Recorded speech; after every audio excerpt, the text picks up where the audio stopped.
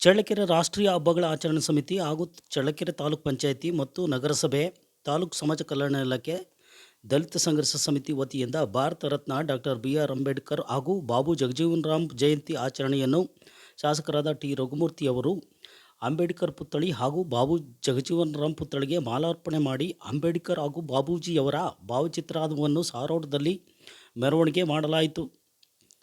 ಸಭಾ ಕಾರ್ಯಕ್ರಮದಲ್ಲಿ ಅಂಬೇಡ್ಕರ್ ಮತ್ತು ಬಾಬು ಜಗಜೀವನರಾಮ್ ಭಾವಚಿತ್ರಕ್ಕೆ ಪುಷ್ಪನಮನ ಸಲ್ಲಿಸಿ ಸಭಾ ಕಾರ್ಯಕ್ರಮದ ಉದ್ಘಾಟನೆಯನ್ನು ಶಾಸಕರಾದ ಟಿ. ರಘುಮೂರ್ತಿಯವರು ನೆರವೇರಿಸಿ ಮಾತನಾಡಿದರು. ವಿಶ್ವ ಮೆಚ್ಚಿದ ನಾಯಕ ಡಾಕ್ಟರ್ ಬಿ.ಆರ್. ಅಂಬೇಡ್ಕರ್ ಅವರು ದೇಶಕ್ಕೆ ಸಂವಿಧಾನವನ್ನು ನೀಡಿ ಸರ್ವ ಜನಾಂಗದ ಪಿತಾಮಹರಾಗಿದ್ದಾರೆ. ಸಾಮಾಜಿಕ ನ್ಯಾಯದ ಹರಿಕಾರರಾಗಿ ಶಾಸಕಾಂಗ, ಕಾರ್ಯಾಂಗ, ನ್ಯಾಯಾಂಗ ಹಾಗೂ ಪತ್ರಿಕಾರಂಗ ಇವೆಲ್ಲವೂ ಸಂವಿಧಾನದ ಅಡಿಯಲ್ಲಿ ಸಾಗುವಂಥವು. ದೇಶದ ಸಂವಿಧಾನವೇ ಶ್ರೇಷ್ಠ. ಅಂಬೇಡ್ಕರ್ ಅವರು ಕಲಿಯುಗದ ಸೂರ್ಯ ಎಂದು ಬಿಂಬಿಸಿದರು. ಬಾಬು ಜಗಜೀವನರಾಮ್ರವರು ಕೂಡ ಶೋಷಿತ ಸಮುದಾಯದ ನಾಯಕರಾಗಿ ಹಸಿರು ಕ್ರಾಂತಿಯನ್ನು ಮಾಡಿದ ಸಾಧಕ. ಇಂಥ ಮಹನೀಯರ ಜಯಂತಿ ಸಂದರ್ಭದಲ್ಲಿ ಅವರ ಆದರ್ಶಗಳು ನಮಗೆಲ್ಲರ ಸ್ಫೂರ್ತಿ ಎಂದು ಹೇಳಿದರು. ಈ ಸಂದರ್ಭದಲ್ಲಿ ಚಳ್ಳಕೆರೆ ತಾಲೂಕು ತಹಶೀಲ್ದಾರ್ ರೇಹಂ ಬಾಷಾ, ತಾಲೂಕು ಪಂಚಾಯಿತಿ ಕಾರ್ಯನಿರ್ವಾಹಕ ಅಧಿಕಾರಿ ಶಶಿಧರ್, ನಗರಸಭೆ ಪೌರಾಯುಕ್ತ ನಾಗವೇಣಿ, ಸಮಾಜ ಕಲ್ಯಾಣ ಇಲಾಖೆ ಸಹಾಯಕ ನಿರ್ದೇಶಕ ದೇವಲನಾಯ್ಕ, ಡಿವೈಎಸ್ಪಿ ಸತ್ಯನಾರಾಯಣ ರಾವ್, ಇಲಾಖೆ ಅಧಿಕಾರಿಗಳು ಹಾಗೂ ದಲಿತ ಮುಖಂಡರುಗಳು ಈ ಒಂದು ಕಾರ್ಯಕ್ರಮದಲ್ಲಿ ಇದ್ದರು.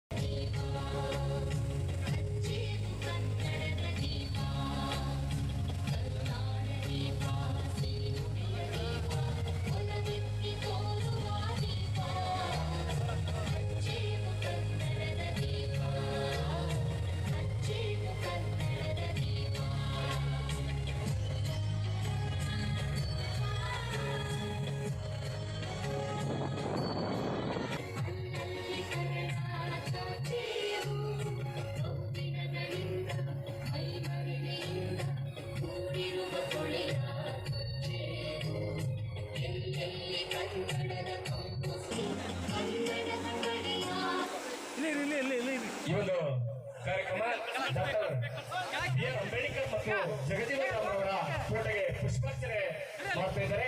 ಎಲ್ಲರೂ ಜೋರಾದ ಚಪ್ಪಾಳೆಯೊಂದಿಗೆ ಈ ಒಂದು ಕಾರ್ಯಕ್ರಮಕ್ಕೆ ರಂಗು ನೀಡಬೇಕಾಗಿ ತಮ್ಮಲ್ಲಿ ಮನವಿ ಮಾಡಿಕೊಳ್ತಿದ್ದೇನೆ. ನಮ್ಮೆಲ್ಲರ ಅಚ್ಚುಮೆಚ್ಚಿನ ನೆಚ್ಚಿನ ಜನಪ್ರಿಯ ಶಾಸಕರಾಗಿರ್ತಕ್ಕಂಥ ರಘುಮೂರ್ತಿ ಸರ್ ಹಾಗೂ ತಹಸೀಲ್ದಾರ್ ಹಾಗೂ ತಾಲೂಕು ದಂಡಾಧಿಕಾರಿಗಳಾಗಿರ್ತಕ್ಕಂಥ ರೇಹಂ ಬಾಷಾ ಸರ್ ಅವರು ಈ ಒಂದು ಕಾರ್ಯಕ್ರಮಕ್ಕೆ ಫೋಟೋಗೆ ಪುಷ್ಪಾರ್ಚನೆ ಮಾಡೋದರ ಮುಖಾಂತರ ಈ ಕಾರ್ಯಕ್ರಮಕ್ಕೆ ಮೆರುಗು ನೀಡ್ತಾ ಇದ್ದಾರೆ.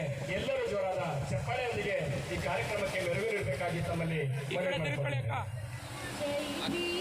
ಎಲ್ಲರೂ ಬಂಧುಗಳು ದಯಮಾಡಿ ನಿಮಗೋಸ್ಕರ ಆಸನದ ವ್ಯವಸ್ಥೆ ಮಾಡಿದ್ದಾರೆ. ದಯಮಾಡಿ ಎಲ್ಲರೂ ವೇದಿಕೆ ಮುಂಭಾಗದಲ್ಲಿ ಆಸೀನರಾಗಬೇಕಾಗಿ ತಮ್ಮಲ್ಲಿ ಮನವಿ ಮಾಡಿಕೊಳ್ತಿದ್ದೇನೆ.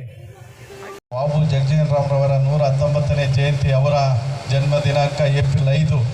ಆದರೆ ನಾವು ಸಭಾ ಕಾರ್ಯಕ್ರಮ ಮಾಡಿಲ್ಲ. ಅವರ ಜಯಂತಿಯನ್ನು ಕೂಡ ಇವತ್ತು ಸಭೆಯ ಮುಖಾಂತರ ಅವರನ್ನು ಆಚರಣೆ ಮಾಡ್ತಾ ಇದ್ದೀವಿ.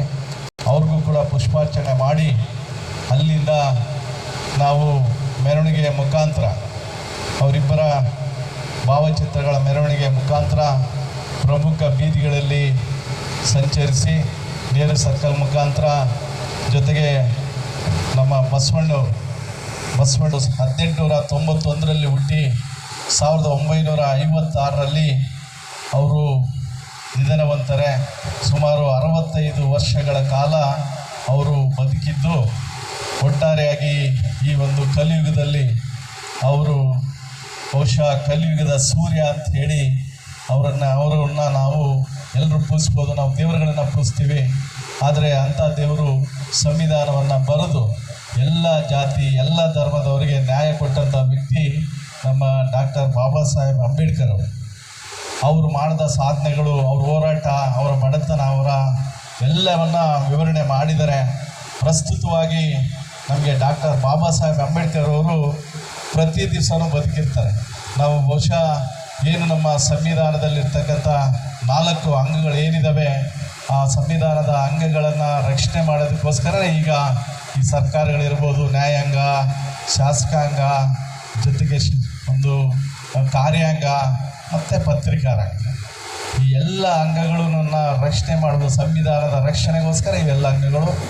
ಅದನ್ನು ಮಾಡೋದ್ರ ಮುಖಾಂತರ ಅವ್ರು ಯಾವತ್ತೂ ಕೂಡ ಸದಾಕಾಲ ಡಾಕ್ಟರ್ ಬಾಬಾ ಸಾಹೇಬ್ ಅಂಬೇಡ್ಕರ್ ದಿನನಿತ್ಯ ಇರ್ತಾರೆ. ಅವರು ಈ ಕಲಿಯುಗ ಇರೋವರೆಗೂ ಕೂಡ ಅವರು ಇರ್ತಾರೆ ಅಂತ ಹೇಳಿ ನಾನು ಈ ಸಂದರ್ಭದಲ್ಲಿ ಜ್ಞಾಪಿಸ್ತಾ, ಜೊತೆಗೆ ನಮ್ಮ ಇನ್ನೊಬ್ಬರು ಮಹನೀಯರು ಡಾಕ್ಟರ್ ಬಾಬು ಜಗಜೀವನರಾಮ್ರವರು, ಏನು ನಮ್ಮ ಡಾಕ್ಟರ್ ಬಾಬಾ ಸಾಹೇಬ್ ಅಂಬೇಡ್ಕರ್ ಅವರು, ಅವ್ರಿಗೂ ಕೂಡ ಅವ್ರಿಗೆ ವ್ಯತ್ಯಾಸ, ಸಣ್ಣವರು ಇವರು 17 ವರ್ಷ ಸಣ್ಣವರಾಗಿ ಇರ್ತಾರೆ.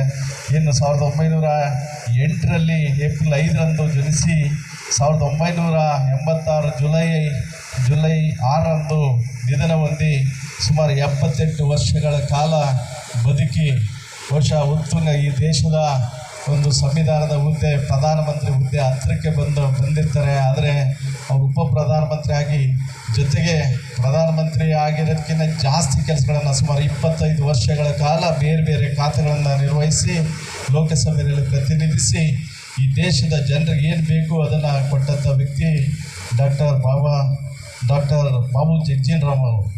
ಇವರಿಬ್ಬರ